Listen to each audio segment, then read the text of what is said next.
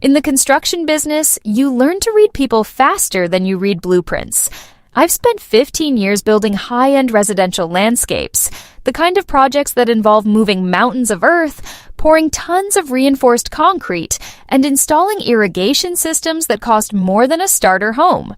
I've dealt with every kind of client, the micromanagers, the dreamers, and the perfectionists. But I had never met anyone quite like Miller. Miller was a self-made titan of the real estate world, or so his social media profiles claimed. He lived in a sprawling, modern fortress on the edge of the city, a house that screamed wealth but lacked even a shred of soul. When Miller hired my company to build his dream outdoor oasis, a $200,000 project featuring a wraparound stamped concrete driveway, a saltwater infinity pool deck, and a custom-built outdoor kitchen, I thought I had hit the jackpot. The contract was solid. Or so I thought. I moved my entire crew, 4 excavators, and 3 skid steers to his property. For 3 months, we lived at that site. We worked through the blistering heat and the unexpected autumn rain. We hit solid bedrock 3 feet down, requiring me to bring in specialized hydraulic breakers at my own expense just to keep the project on schedule. Miller was there every day, nodding, smiling, and telling me how impressed he was with my dedication. The red flags started appearing when we were about 90% finished. Miller began asking for minor adjustments that weren't in the original scope. "Hey, Mark," he'd say, leaning against his black Lamborghini with a glass of scotch in his hand at 10 a.m. "Since you've already got the concrete trucks coming tomorrow, why don't we just extend that retaining wall another 50 feet? It shouldn't cost much more, right?" When I explained that another 50 feet meant another $5,000 in materials and labor, his smile would turn cold for a split second before he'd laugh it off and tell me he'd take care of me at the final signing. The day of the final walkthrough arrived. The driveway was a masterpiece, perfectly graded, colored in a deep charcoal slate, and sealed to a mirror finish. The pool deck was flawless. My crew had worked overtime for 6 days straight to ensure every joint was cut and every edge was polished. We were exhausted, but we were proud. The final invoice was for $80,000, the last installment of the $200,000 total. I walked up to Miller's front door, invoice in hand, expecting a handshake and a bank wire. Miller met me in the foyer wearing a silk bathrobe that probably cost more than my truck. He didn't invite me in. He stood in the doorway, looking out at the magnificent work we had just completed. "It's nice, Mark," he said, his voice flat, "but I've been looking at the texture under the afternoon sun. It's not exactly the shade of charcoal I envisioned. It's a bit too industrial. I don't think I can pay the full amount for a close enough job." I felt my heart drop into my stomach. "Miller, we used the exact pigment code specified in the signed addendum. You approved the sample 4 weeks ago." Miller just shrugged. People change their minds. And honestly, I think the delay with the bedrock was a sign of poor planning on your part. I'm going to withhold the final $80,000 as liquidated damages for my emotional stress and the incorrect color. I couldn't believe what I was hearing. "You're withholding nearly 40% of the total contract because of a color you approved? I have bills to pay, Miller. I have guys who worked 80-hour weeks for you. I have material suppliers who will put a lien on my equipment if I don't settle." Miller's face transformed. The friendly neighbor was gone. In his place was a predator who enjoyed the power he had over a working man. He reached into his pocket, pulled out a stack of $100 bills, and started counting them slowly, right in front of my face. Then, he stopped, put the money back, and looked me dead in the eye. With a slow, deliberate motion, he raised his hand and gave me the finger.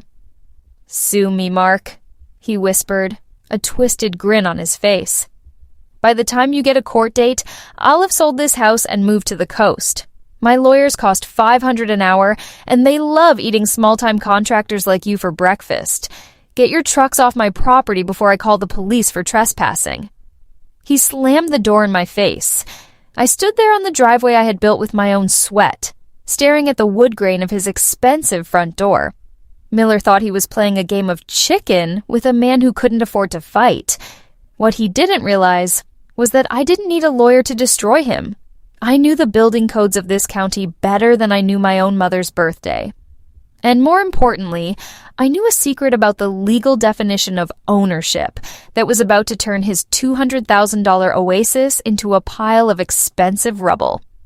Miller wanted to give me the finger. I was about to give him a $200,000 lesson in the law of unpaid improvements. I didn't drive home that night. I sat in my truck at the end of the cul-de-sac, staring at Miller's illuminated mansion. My hands were steady, but my mind was racing through the local property codes I had memorized over a decade of running a business.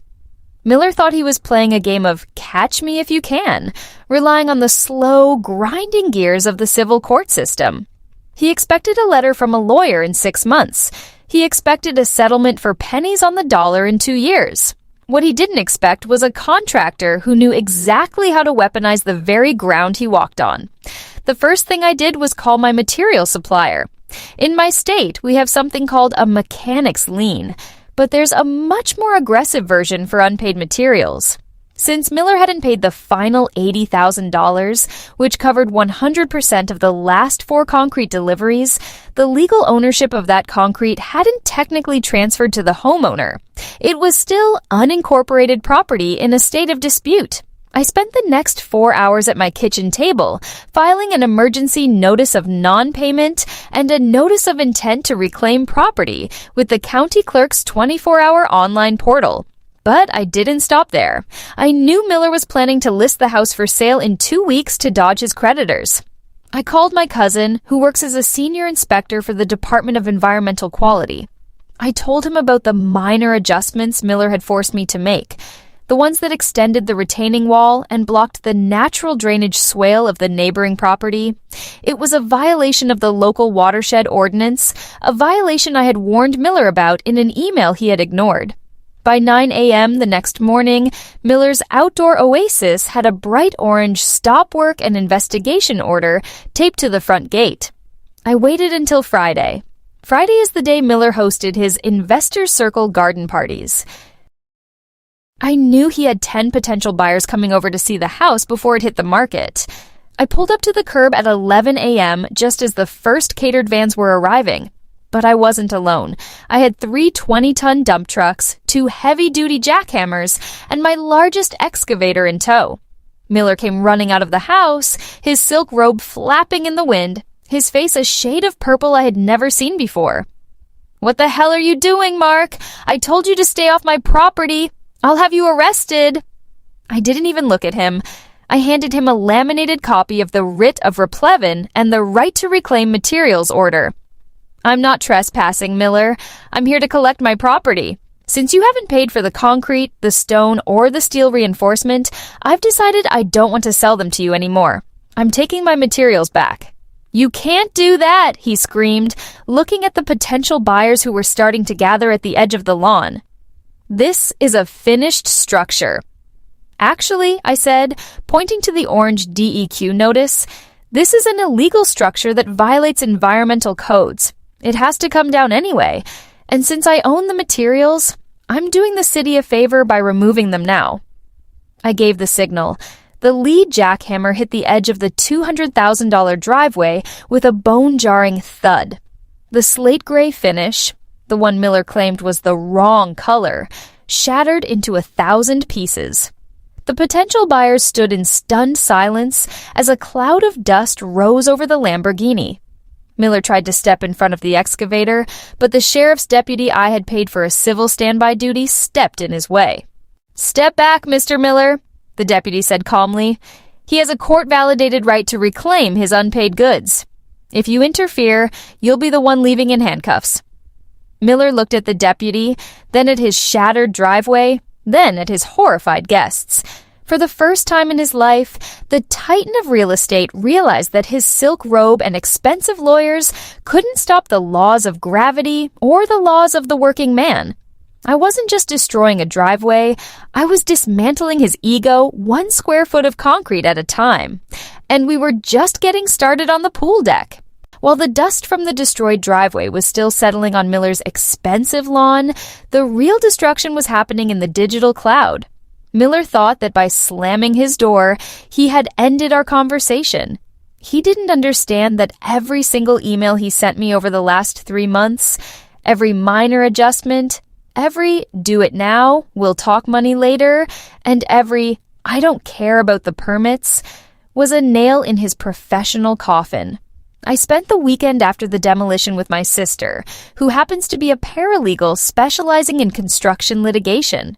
We didn't just look for a way to get my $80,000, we looked for a way to ensure Miller could never pull this stunt on another contractor again. We discovered that Miller's titan of real estate image was a house of cards. The mansion he lived in wasn't fully owned by him. It was held by an LLC that was currently under investigation for tax discrepancies. This was the opening I needed. I didn't just file a standard lien, I filed an action for slander of title. By reclaiming my materials and having the DEQ, Department of Environmental Quality, issue that orange stop work order, I had effectively rendered his primary asset, his house, unsellable. In the high-stakes world of luxury real estate, a clouded title is like a lethal virus. No bank would touch it, and no buyer would sign a contract for a property with an active environmental violation and a violent property dispute. On Monday morning, Miller's lead attorney called me. He wasn't arrogant like his client. He sounded tired. "Mark, let's be reasonable," he said. "My client is willing to pay the original $80,000 if you drop the lien and issue a public statement saying the demolition was a technical misunderstanding. We'll even throw in an extra $10,000 for your trouble." I leaned back in my chair, looking at the photos of the rubble on my screen. "The price just went up, counselor." "It's no longer about the $80,000. Your client called the police on me for reclaiming my own property. He gave me the finger while counting the money he owed my crew.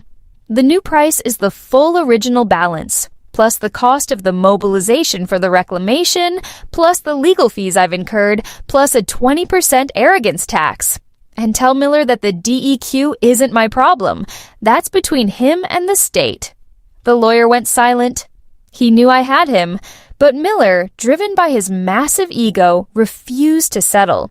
He believed his own hype. He thought he could use his influence to pressure the county inspectors to lift the stop work order. What he didn't realize was that I had already sent the drone footage of the illegal drainage work, the work he forced me to do, to the local news station's Consumer Watchdog segment. By Tuesday evening, Miller wasn't just a guy with a broken driveway. He was the face of contractor abuse in the tri-state area. I watched the news report from my office, eating a slice of cold pizza.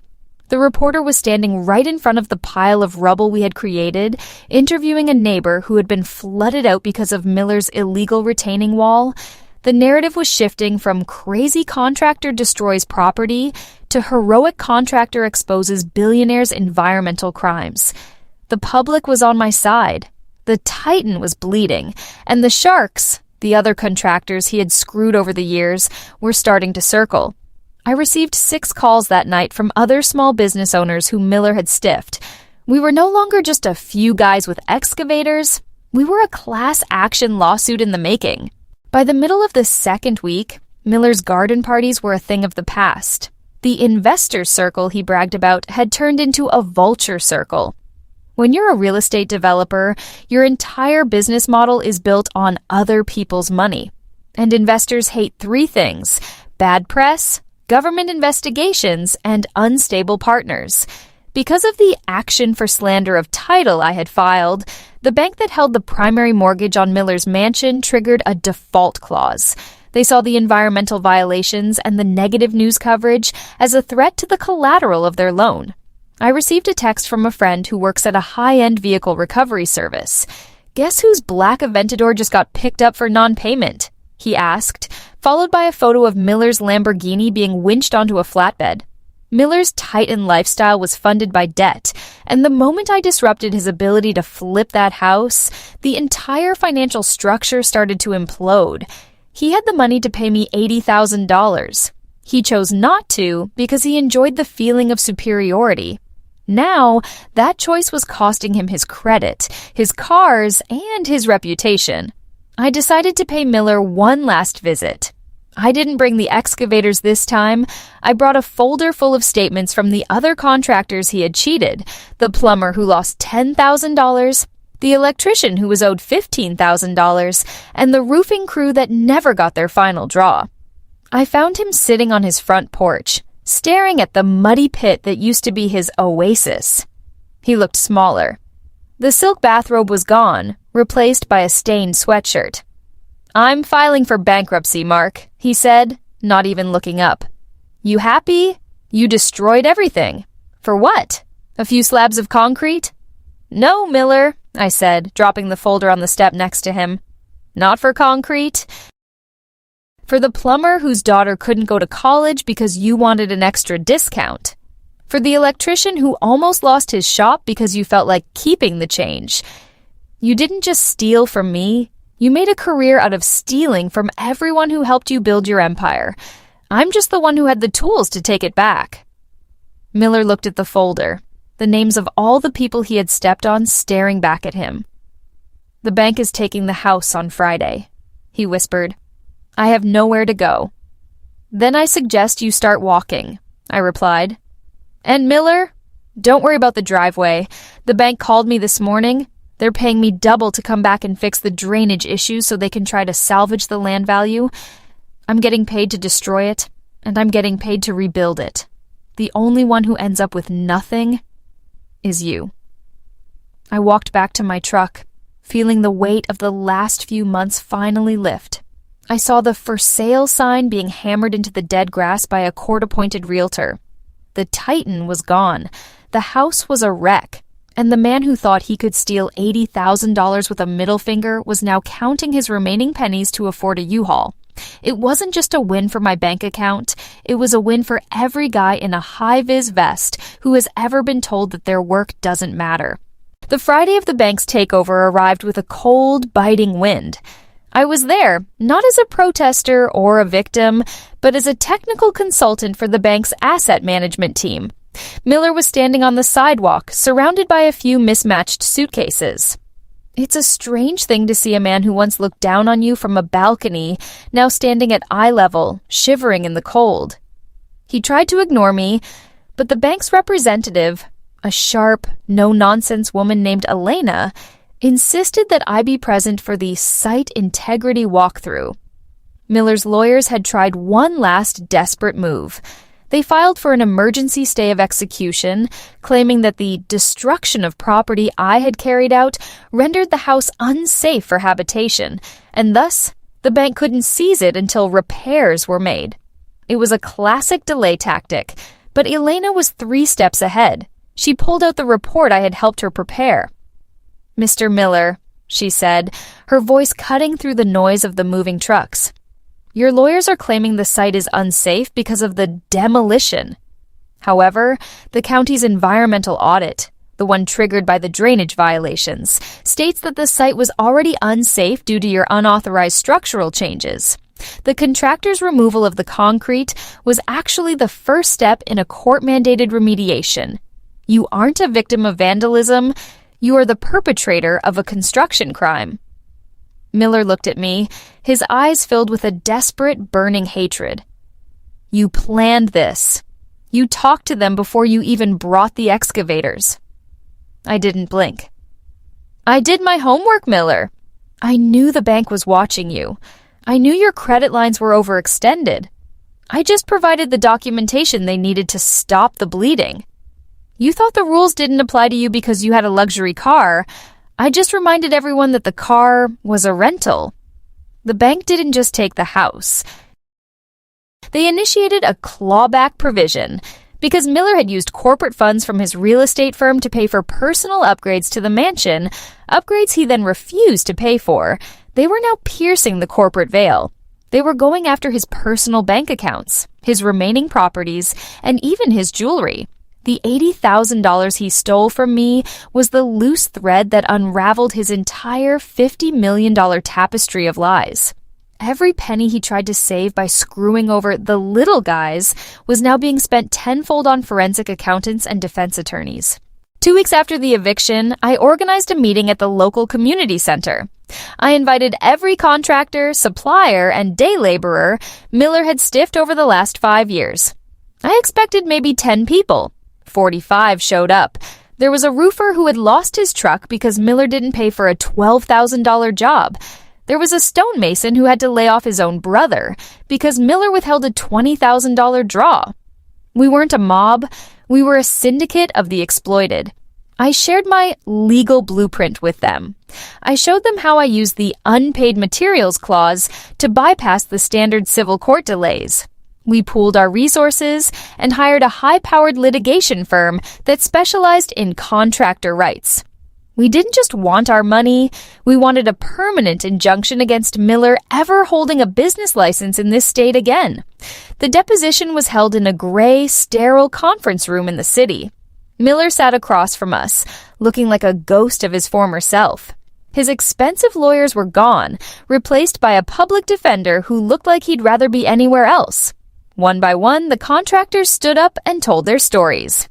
We presented the bank's audit, the DEQ's violations, and my drone footage.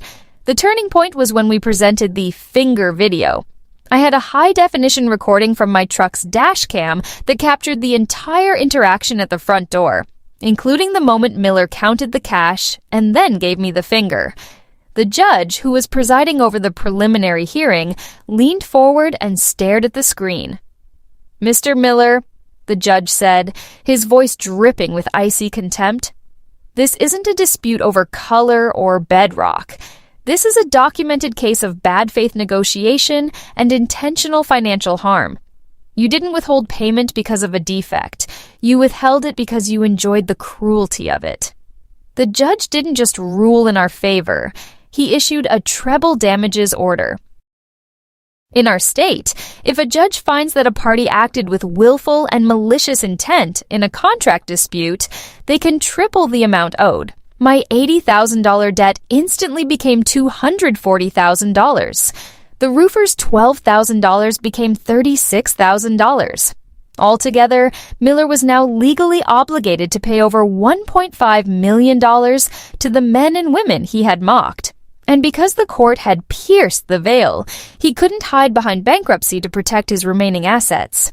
He was stripped bare. 6 months later, I was back at the property. The house was now owned by a reputable developer who wanted to fix the mess and put it back on the market. They hired me to do the restoration at my premium emergency repair rate. I stood in the same foyer where Miller had given me the finger. The mahogany doors were gone, replaced by something more modest and practical. The new owner was a decent guy. He shook my hand and handed me a check for the mobilization fee before we even unloaded the first machine. "I heard what happened here, Mark," he said. "The industry needs more people like you, people who aren't afraid to stand up to the bullies." I spent the day pouring a new driveway. It wasn't the charcoal slate Miller had wanted. It was a simple, high-strength white concrete, the kind that lasts for 50 years and doesn't care about trends. As I watched the trucks pour the liquid stone, I thought about Miller. I had heard he was living in a small studio apartment above a laundromat, working as a junior sales clerk for a used car lot.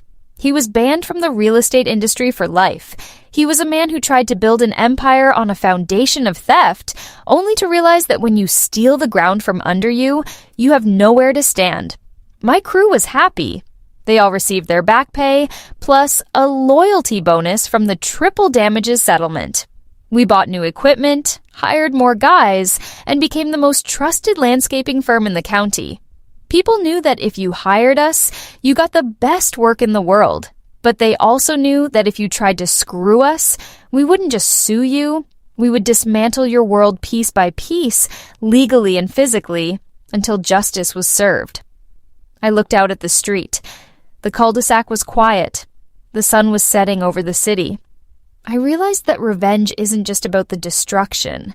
It's about the rebuilding. It's about taking the rubble of a betrayal and turning it into a fortress of respect. I climbed into my truck. the same truck I had sat in months ago while planning my move, and drove away.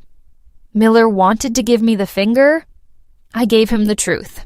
And the truth has a funny way of making sure everyone gets exactly what they paid for.